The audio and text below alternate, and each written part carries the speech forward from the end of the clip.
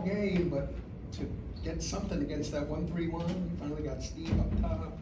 Yeah, It's hard to figure that out. No, it's something we work on. The hardest part to replicate is their size. Like their guards are big and long. So when you try to do it in practice, it's hard to simulate that. But I thought we did a nice job. I thought we got in. We had a plan of attack. We had it each time out. Hey, here's 2 plays. We try to simplify it. We're going to run this, or we're going to run this. And I thought they really executed. And Steve made a big time play. But again, I think it's something you knew that they were going to do, and our guys were prepared. They called it right away, went right to what we wanted to run. Coach, when you were down 9, what did you tell them in the huddle?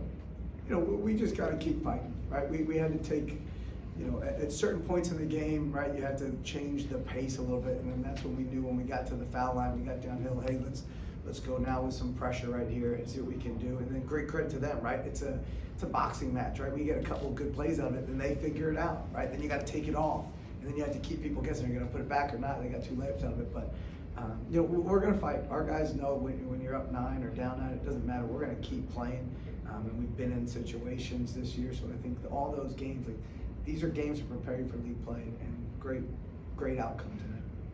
What did you make of Elijah's performance? Obviously, the early 2 fouls, but kind of battled back in that second half. It wasn't just the winning bucket. He played well defensively, got to the rim easily. I mean, what did you make of his performance? Yeah, it's hard, right? When the 2 of our big guys got fouled early, and then other guys got to come in and step up.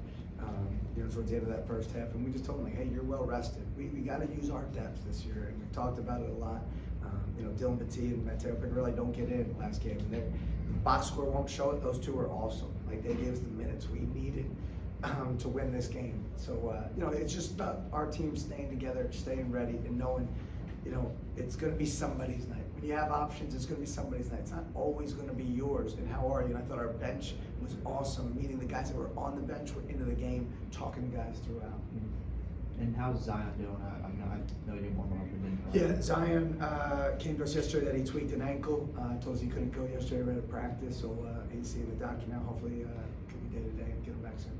I guess Zion probably would have been a big help against the different zones they played. Yeah, he's a guy we've been able to put in the middle and move the ball. Zion's a great player, and he's coming off of 2 really good games. One we had a career high in scoring, and the other game I thought was his best game as a playmaker at Hofstra. I think he had 4 or 5 assists that were great reads. So we missed him tonight, but again, that's why you build a team with depth. So it's a next man up, and we have the confidence in the next man up, and that's what I think our team saw tonight. You talked about Shane being your best inbound passer. I guess that's an example. Like whatever he was supposed to be broke down. Yeah. Asked him to find what. Yep. So we look. I stole this from Coach Larry Nega. He used to identify certain guys that were really good at inbounding the ball. It's a really hard skill that people don't really talk about a lot. So we practice it a lot. There's certain guys that we designate. Hey, here's who's inbounding the ball. Here's where you're going to be. We try to break and get mash open. It was something similar that we ran at Boston College, to be honest with you. And then the next thing was he flashes, and he took him to the post this time. He didn't come all the way out. And Elijah just made a great play. You got to trust your players to make plays, and they did. He made a big time play to win that game. Going back to that zone coverage, you guys shot on 16% from 3. What were the keys to kind of making those adjustments with such a poor shooting performance? I thought the adjustments were great. We were shooting 7 at halftime, went up 9%. I'm just kidding. Hey, look, we're going to make shots. We got to keep, I talked about this with our athletic director yesterday. We got to defend and rebound. It's got to be, we challenged our team today at the end of shoot around. I asked them if they know what a one-hit wonder is. And a couple guys gave me some names of some artists that I've never heard of.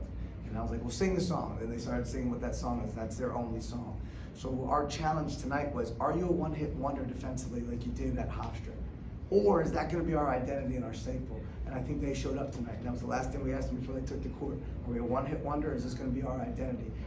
And this is a high-octane offense. Like, you want to talk about something that keeps you up at night?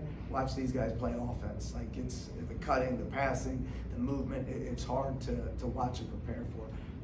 And a great credit to our guys defensively. But when you're not making shots, that's what you got to do. And we'll make shots. We know they're going to come.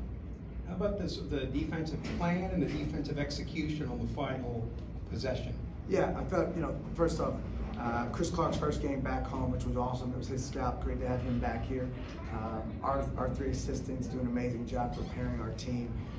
You kind of have an idea of what some things they might run, even, in terms of what do they run late game, right? For length of the court, like you go back and watch.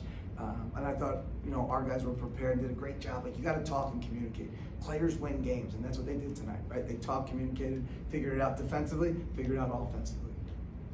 Anything else for Coach? Coach, quick question for you. Earlier today, Penn State head coach Mike Rose said he would be open to playing more games in Philadelphia and being a former Penn State assistant. What are your thoughts about that? I haven't seen it. We kids keep working on our schedule. We'll work on playing, the best fit that we think is for us. And, we're open to any teams that want to play here at the Lee Corps Center and future games. Thanks, Coach. Thank you.